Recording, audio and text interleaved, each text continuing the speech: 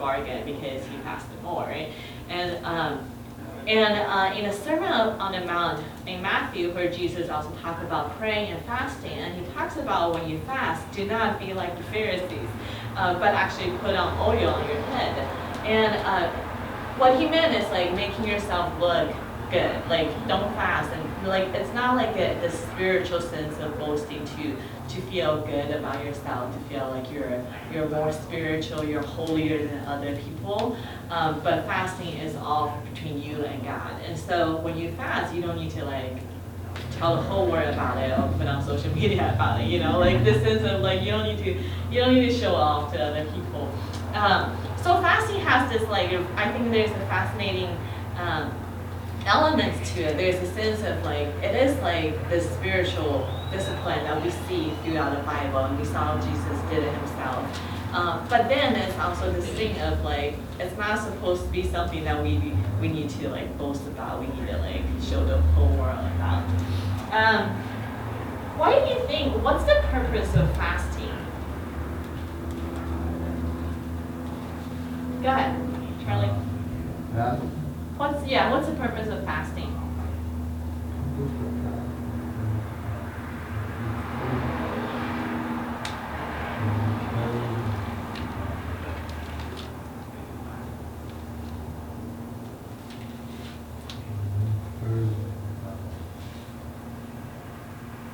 Say it again.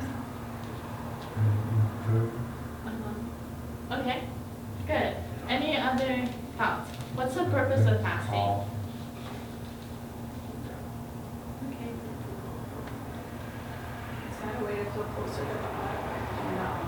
Yeah, I'm trying to figure out.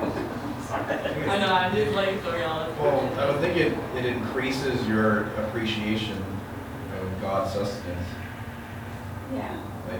So if you decide not to eat, then you're reminded of your mortality. Mm-hmm. That God is in control.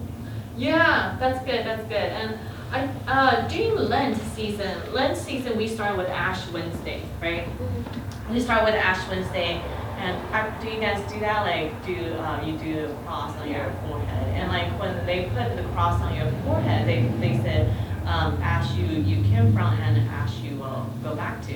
I mean, basically, it's like telling you that we're all gonna die one day, like reminding us our mortality, right? Like in a sense, like Lent is like starting from this point of reminding ourselves, knowing that we are limited human beings and we are created as humans, and there's a limitation to our mortality. And then during the time of Lent, this 40 days of Lent, we learn about how we like depending on God, and how, especially in the process of fasting, like this is when we kind of begin to realize our need for God. A friend of mine said this thing, and he says like during fasting, it's easy for us to like focus on the things that we don't have, like. Because we're just like that. We kind of like think about the things we don't have. So during fasting, if you're fasting from food, then I think about food all the time, and I think about like what I'm gonna fast with. And then if I'm fasting from social media, which is like more common now for younger people, it's like then I think about like, oh my gosh, I missed this Facebook posting. You know what? It's kind of like you think about all the things you don't have. But fasting can also be a time for us to practice thinking about like what we have. Like for instance, fasting from food, that's when we like really have a space to think how like our life is sustained by God. Our life is sustained by what God is giving us, and not just food, but the water, the air we breathe, like all these things sustaining us. And I think when we start fasting from social media, that's when we begin to realize, like back then people didn't have social media, and they were able to like have a relationship with people on a different level.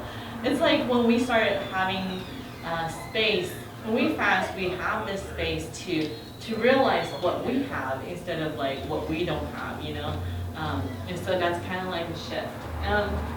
What else do you think fasting is for? Fast.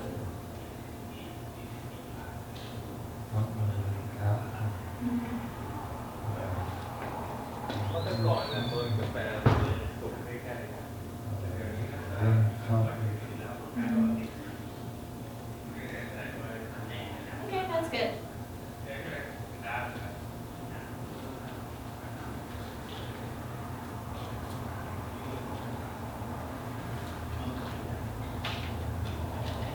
You're late. No, it's fine. You're late. You got 10 minutes left. Yeah, You have to tell us what 007. we're talking about fasting. Oh, that's And so now you about, have to tell us what fasting is for. oh, that's about being fast, right? No. Like really quick. That too. Yeah. Fasting. Any other thoughts what fasting are I for? feel like it's a practice of sacrifice. Like, Yeah, it's a practice of self-sacrifice, practice of self-denial. Like I talked about how Jesus started his ministry with like in understanding this idea, like he knew he's gonna die in like 3 years, but he started with like self-denial. He started with like spending 40 days in the desert and fasting and being tempted, like in a ways of like knowing that his ministry is depend on God. It's all about what God is doing in him and through him. And so like during fasting we begin to realize how much more we need God and how much less we need other things.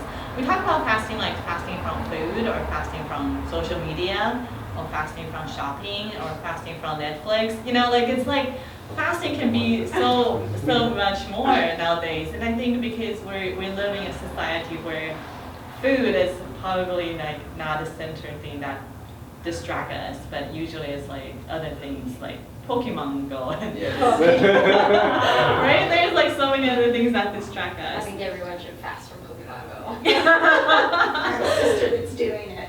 Yeah. When we went to the mall, we had to walk all around the mall to find the Pokemon. And she said she can stop anytime. I said, yeah. right." Okay. I said, that's what they all say. It's an addiction. Yeah. There's gonna be a patch for it pretty soon. people never admit when they're addicted to something. I said, yeah, right. It's not. Yeah. Like, I'm not drunk. But you are. So like that could be something that people can think about fasting, right? And so fasting has to do with like, in a sense of self-denial, but also shifting our focus to God. It's like in those moments when we feel like we have a desire of needing this particular thing, that's when we can think about prayer.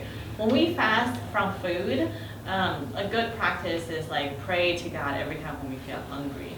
I guess if you are fasting from Pokemon Go, it'd be like every time you feel like you need to take out your phone and play Pokemon Go is the time to like pray and center it on God. And so it's kind of like helping us to shift from our own desire to God's desire. And that's, I would say, that's the primary purpose of fasting, is to move us closer to God so we can hear God better. Whether it's like fasting from food, from social media, from Pokemon, from shopping, from Netflix, like in all these are like good things, but they can all be distractions for us. And so like when we practice fasting is just like very intentional, shifting our focus from our needs to what God wants for us. And when we talk about fasting prayer, we look into different passages prior you guys got here, and like all these passages talks about fasting as like ways to pleading to God, to pray, and which in some ways I totally agree with that, and we see that in the Bible. But then we also see David's case where his fasting didn't work. It's not a magical thing that when we fast and pray and God will just give us something. Like it's not a bargain chip. And fasting does not make us holier, does not make us have more spiritual chips. And fasting also don't, it's not something to remove a punishment or something like that. And we totally see that in David's case. I like that in David's case, when they included at the end that he was fasting and then his son still died, and then after that he stopped fasting, but he continued to worship the Lord. Yeah. It's kind of like he learned his lesson, or he knew there was a purpose to everything that was going on. Yeah, exactly. I think that passage is very powerful. We were looking at a passage from Samuel and where David fasted because his son was going to die, and then that was as a punishment of his affair with Bathsheba. And so he fasted, but then eventually the child died anyway, and then after that he got up and washed his face and started eating food. But still worshiping God, and it's like we learn so much from that, from just the way how he like tries to fast and trying to pray, but at the end he knows God's will is God's will, and he submits to that, yet still worshiping God and still like being faithful to God. Yeah, there's a lot to say about that. What else should we talk about? Oh yeah, so I was talking about how fasting moves us closer to God in some ways, because it also helps us to listen to God. You know, like I think it's a time when we like have more attention to what God wants for us rather than what we want. And in David's case, it's like he had to finally come to a place of God had decided that the child was not going to live, and it was difficult, but yet it moved him closer to what God's desire has been, and in addition, that was something God told him that it was going to happen. So yeah. Any other thoughts on fasting?